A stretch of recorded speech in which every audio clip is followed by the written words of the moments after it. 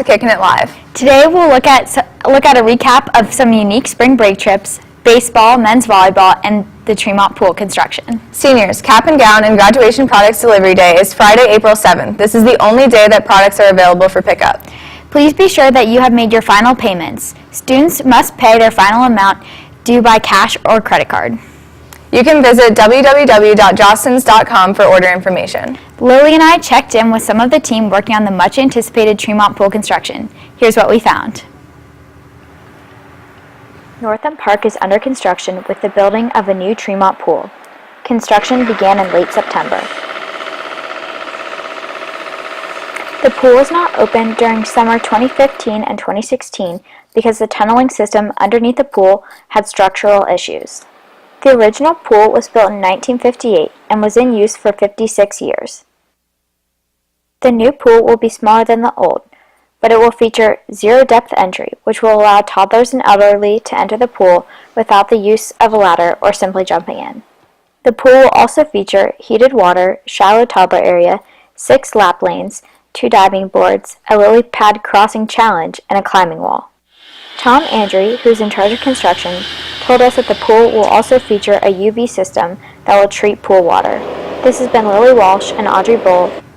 Construction is scheduled to be finished by Memorial Day. Students interested in being a class officer or co-president must pick up an application from Mrs. Ballou in the attendance office. Applications are due April 18th and the mandatory meeting for candidates is scheduled for April 19th in room 211. Next week, the Symphonic Choir will be collecting food and other items to take with them as a part of a Pay It Forward campaign on their upcoming trip to New York City. All items gifted will be donated to a church in the area. Students can donate during lunch periods, and lists of items will be posted in the music hallway. Now let's kick it over to Emily and Elise with sports. Thanks, Audrey. Welcome back to sports. As we get into the swing of fourth quarter, spring sports are still heating up. Teams have been scrimmaging throughout the week to get ready for their regular seasons. The boys volleyball team plays St. Charles away tonight in their first game. Let's take a look at the boys volleyball team's start to their season.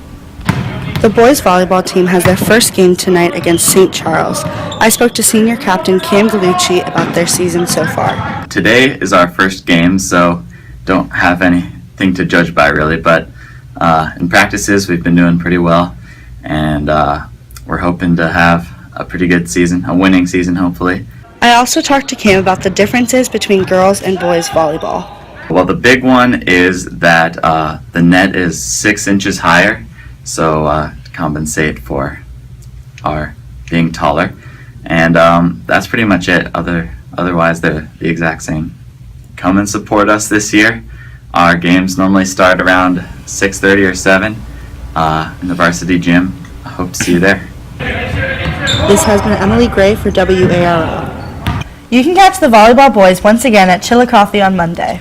Also competing this weekend is varsity girls lacrosse in Rockford, Michigan. Good luck, ladies. Our athlete of the week is senior Jack Masters, who is one of the captains for the baseball team. Let's see what he had to say about their season so far before their first game against Scioto on Monday.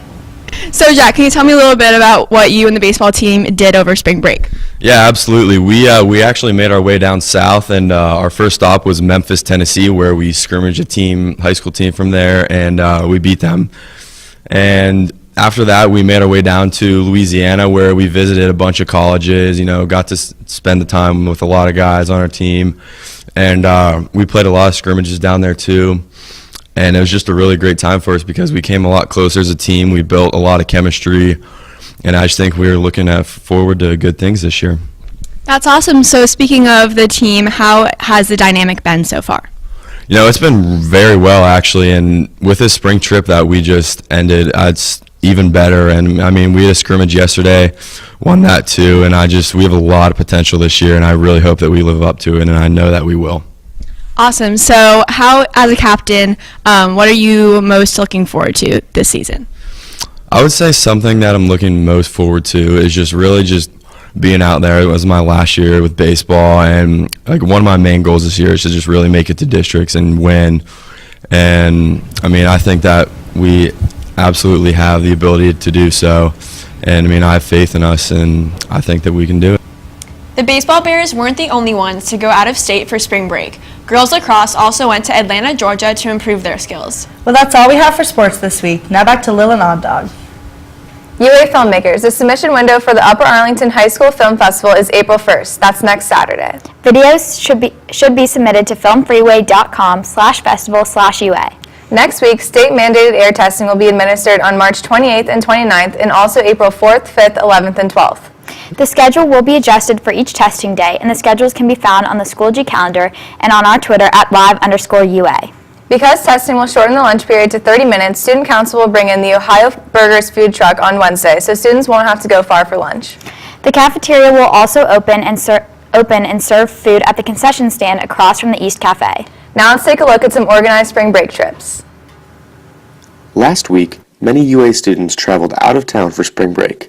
Some groups of students even went to different countries. One destination that people went was to Mexico. The Mexico trip was a week-long experience in which high school students and adult leaders through First Community Church built houses for underprivileged families. Another place some students went was Scotland. There are 14 UA students on the Scotland trip to tour and visit places like the Highlands, the city of Dundee, and the Edinburgh Castle and Dungeons. And a group of 4 UA students toured Belize, where they went ziplining through the jungle and cave tubing. This has been Spencer Reeder for WARL. If you're missing the pool, don't worry. There are only 63 days until summer. Student Council is accepting submissions for the Joe Connolly Media Scholarship through next Friday. Any senior with expertise in filmmaking should consider applying. Details are in the College Center, or you can drop into room 211 to speak with Ms. Brown. Earlier this year, we showed off the hard work of the dancers at UA. If you want to see them perform in person, Jacqueline Green and Lydia Milhon's capstone show is tonight in the auditorium beginning at 6. Admittance is free, but donations will be accepted to support funds fighting human trafficking. On Tuesday, there will be an all-day fundraiser for the Purple Project, which raises awareness and funds for epilepsy at Crimson Cup on Lane Avenue. Congratulations to the winners of the State Future Business Leaders of America competition. Sanam Parwani, 9th place Introduction to Business Test. Davis Kurtz, 9th place Advertising Test. Audrey Bull, 8th place Economics Test. Ben Clark, 3rd place Healthcare Administration Test. Peter Stathoulis is at 10th place Personal Finance Test. Carly Murdoch, 2nd place Graphic Design, and Varun Parwani, 4th place Business Financial Plan. That's all for today's show. Next week, we'll investigate the recent closing of Pizza Fire, April Fool's pranks, and girls lacrosse. But until then, stay slick, UA!